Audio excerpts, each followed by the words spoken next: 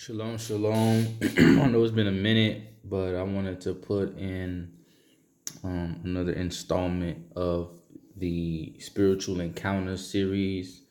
This will be part 9, and I guess we'll title this. Let's see, because I just hit record, so I ain't had none of this pre-planned, obviously. Um, let's just call this the parking lot. Let's call this the parking lot. So let's get right into it. It was in 2000 and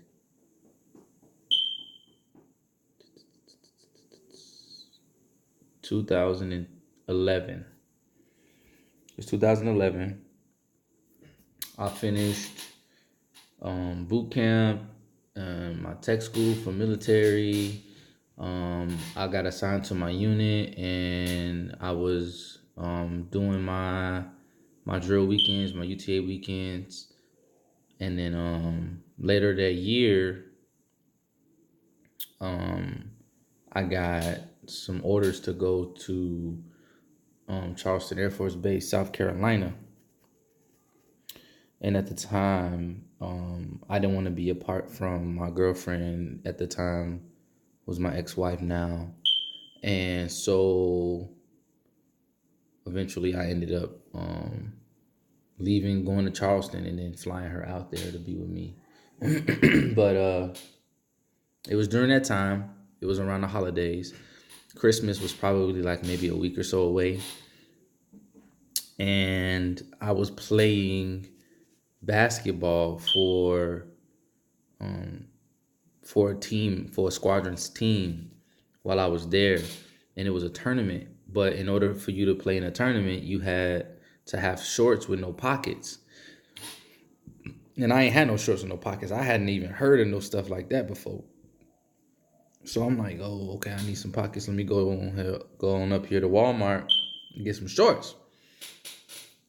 So I go, and this is where it gets crazy, right? So get out the car. I'm walking down the parking lot, aisleway, or whatever you want to call it, heading towards Walmart. And like I said, it's the holidays, so they had the Santa Claus out front with the donation box, and he's ringing the bell and everything like that. But before I can get so how can I explain this? So you know how where the parking lot is at, you have the different parking spaces, and then you can walk up the parking spaces, and then you cross the street almost pretty much to get to where the walkway is at to get into Walmart. So I get up to the end of the parking spaces where the cart return things are at. And Carter, I'm doing a video out. Solomon out. Let Solomon go out with you. All right, close the door. All right, I'm walking up. I get to the end where the cart return is at, and this woman walks up to me, and she had two small children with her. And I'll give you a breakdown of what she looked like. So she was Hispanic. I don't know exactly what kind of Hispanic, but she was Hispanic, and she had a boy and a girl. The boy and the girl, they probably looked like they was around the same age, maybe a year or two apart at the most. And they were small. They were younger, like maybe 4 and 5 or 3 and 4 or something like that. And all of their clothes were, I won't say like tattered, like they weren't ripped and didn't have holes in them, but you could tell that they were worn, right? They were dingy, they were dirty. It seemed like they've been living on the streets for a little bit, and the kids were really, really timid. Like they were scared, like they were hiding behind the mother's legs, like kind of like peeking around, looking up at me. And she walks up to me and she goes, hi, I'm sorry to bother you, but I was just wondering if, saying you could spare anything to help me feed my kids. And so I look down at the kids and they just look hungry and miserable. Like, and it was bothering me, right?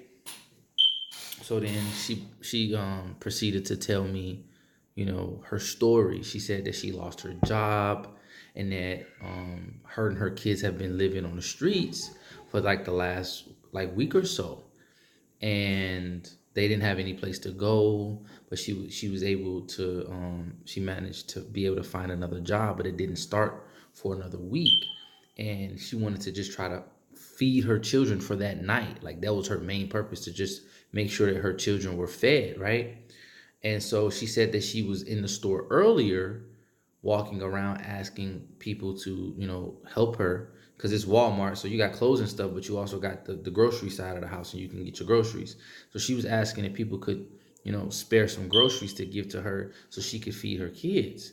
And so she was saying that she was in there earlier and that the manager had kicked her out and told her that she can't be soliciting and pretty much harassing the customers. So she wasn't allowed to go back in the building. So what she was doing, she was in the parking lot, right? So she was saying, and I was like, well, what is it? Can I do for you? What can I get you to give your kids? Is there anything specifically that you guys prefer or anything like that?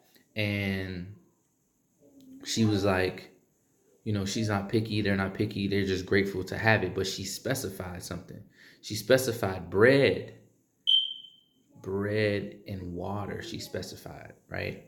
And when you think about the Messiah, the Last Supper, and everything like that, it kind of rings a bell and there's a connection there, right? But I said, okay, that's not a problem. I was like, really quick, let me just call my wife. Let me let her know what's going on. Because at the time, like I said, this was in 2011, so I was a Christian. At the time, I looked at it as, well, I'm married now. I was just newly married. I'm married now. Let me run this by my wife, make sure everything's good before I make a decision. Wanted to make all the decisions together. Um, and so I called her. I told her, I said, hey, this is the deal, blah, blah, blah. It's really on my heart to do this for this woman. And she was like, oh, yeah, absolutely, da, da, da, da. Help her. So I come on, I was like, all right, cool. So I was like, all right, well, I know you said you can't go back in the building, so just stay out here. Just wait right here. I'm gonna go inside. I'm gonna grab the shorts that I came to purchase. I'm gonna go straight to the grocery. I'm gonna get you some groceries and get you guys good to go. And then I'll come right back out and I'll give you everything. And she was like, oh my God, so thank you so much. Da da da. I was like, look, you don't gotta thank me. You know what I'm saying?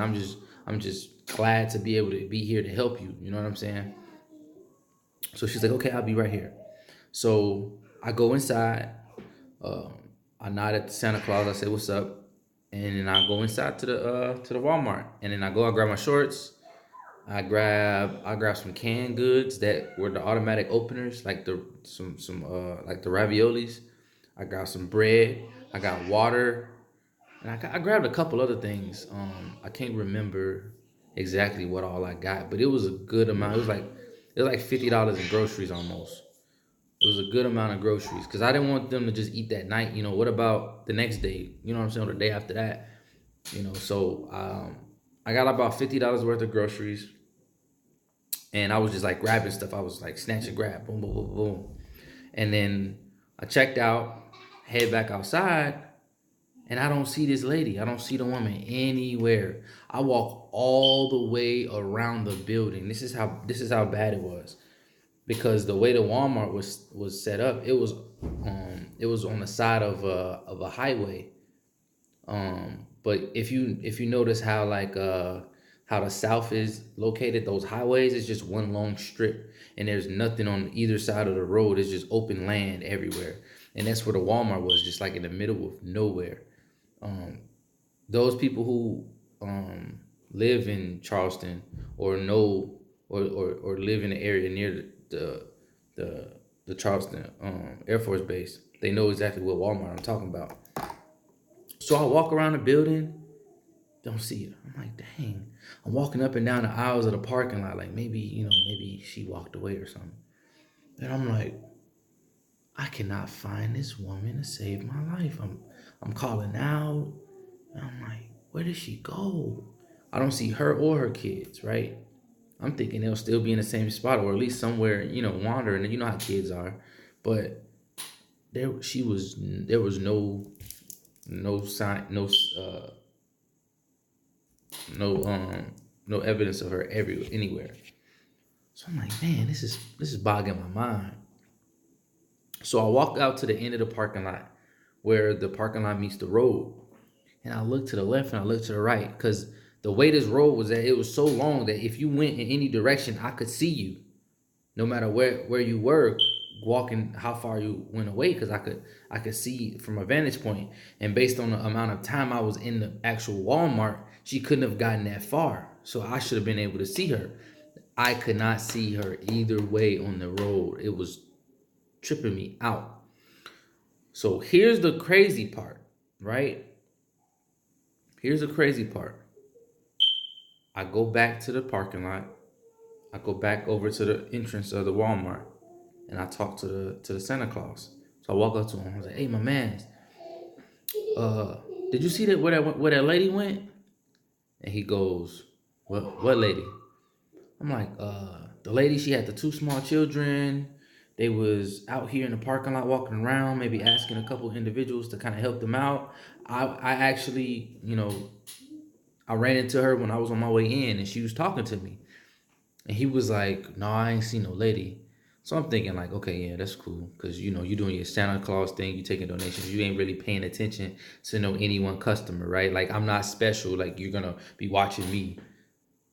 I was like, all right, cool, I got it. But then something prompted me to ask the Santa Claus. I was like, "Hey, do you remember me when I came in here?" And he was like, "Yeah, I remember you." And I was like, "Yeah?" He's like, "Yeah, man, you said what's up with me. You was over there in the parking lot for a minute before you came over here." I was like, "Yeah." See, I was talking to the lady. It was a lady about this tall. She had two kids. They clothes was like this, da da da da. It was Hispanic. And they was asking for food. I was talking to him. And I walked off. I called my wife to get the okay, and I came back. And he was like, "Dude, there was no lady over there." And I'm like, "Bruh, there is a lady. Like, you're not finna sit here and say I'm crazy, right? I know what I saw. I know who I talked to. I spoke with this lady. You know what I'm saying?" And he was like, "No, bro, there was no lady. I didn't see no lady." He said, "What I did see was you walking, and then you stopped and you started talking to yourself." And I'm like talking to myself. I'm like, "Did you not see where we were?" And I kid you not, so imagine the double doors at a Walmart entrance and how it has the little railing that comes out, and then the Santa Claus stands to either the right or the left, or where those people that they're like taking donations, or they sit like the Girl Scouts and people who got like kids on like cheerleading squads, and they do like car washes and stuff like that, where they set up their tables. We were literally right across from that. There was nothing blocking the view. There was nothing in the way. One of those cars pulling in and stopping in between. It was literally open. So for him to tell me that I was talking to myself threw me off. And I was like, bro, I was like, there's no way I could have been talking to myself. Because I'm in my mind, I'm playing back the entire ordeal, how it happened, what she looked like, what her kids looked like. You know what I'm saying? Like, when I walked past, I could feel, you know how you feel somebody's presence when you walk past? I could smell them. You know what I'm saying? They was struggling. They was struggling. So I was trying to help them out. And I'm like, "Yo, where did they go?" So at that point I was like, "Yo, this too much for me. This crazy."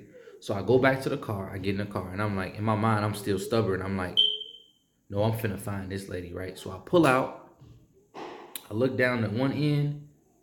Now to get back to where I was going, I would have had to make a left. So I make a right and I drive down about a couple minutes, right? Because again, with the time frame that I was in the Walmart, even the time frame I talked to the Santa Claus dude, there was not that much time that passed to the point where she would have been unreachable. So I drove a couple minutes one way, and as I'm driving, not only am I looking ahead of me, I'm looking out to the side to see maybe if she was like cutting across the field or something. Nowhere. I could not find this lady nowhere. So I did a U-turn. I came right back down the road, and then I drove all the way left because where I was staying at was probably about 15 minutes down that road. So I'm like, yo, if she's this way, I'm gonna find her. So as I was riding, I was looking again, looking straight, looking over to the side, looking over where the ditches are. You know what I'm saying? I'm like, they gotta be somewhere. Nowhere. Nowhere. By the time I got back to base, I pull into the gate and I'm like, well, I can't do nothing with these groceries right here. So I'm gonna just give them away. And I asked the guard, the cop at the gate. I was like, hey, you know what I'm saying? Do you need any groceries? And they were like, huh? And I was like, yeah, I just got these for somebody else, but they didn't even need them. But if you want them, they're yours. So I gave them to him, and he's like, thank you, God bless. I was like, God bless. And then, he's at Happy Holidays, and at the time I was celebrating Christmas and all that stuff. So I was like, Happy Holidays to you too. And then I went on base, and then when I got back to the spot where I was staying at, I like explained to my wife at the time, I explained the whole situation to her. And she was like, that's crazy.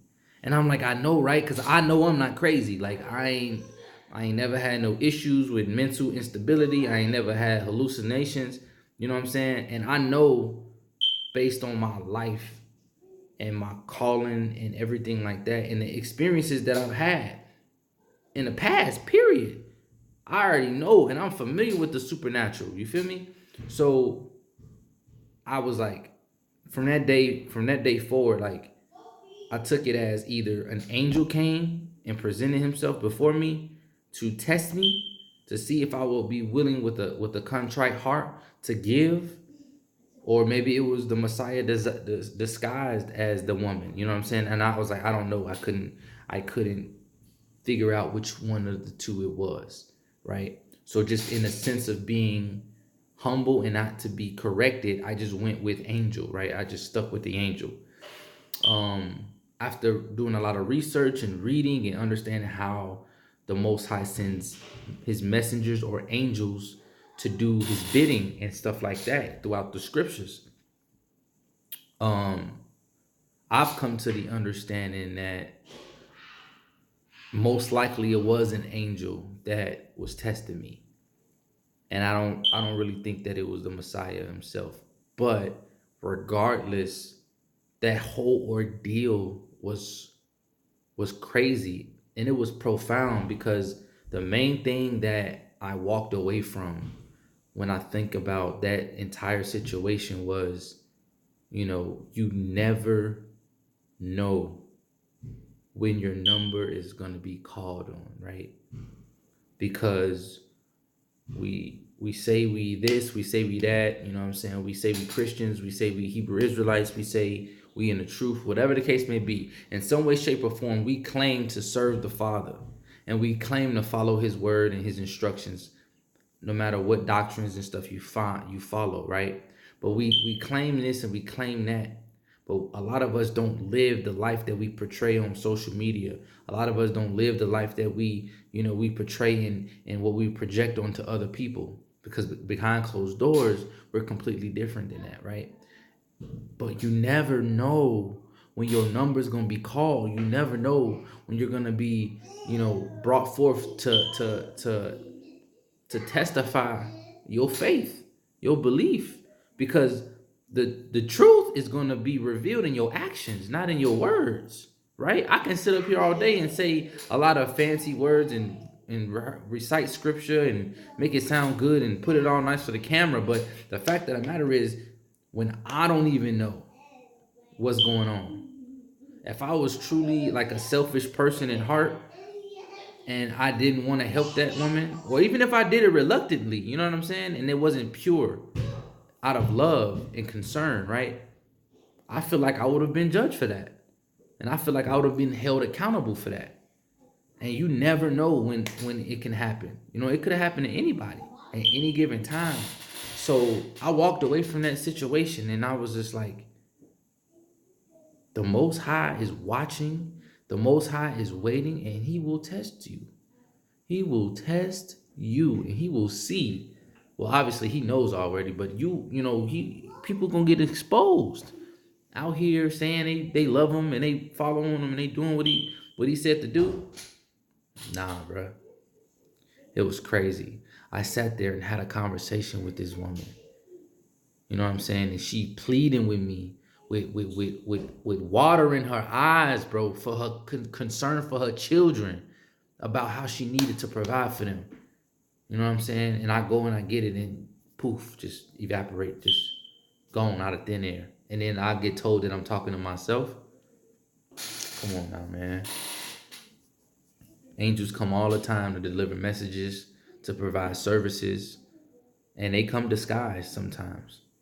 They come disguised. So don't think for 1 second that the Most High won't test you in your life, because He will.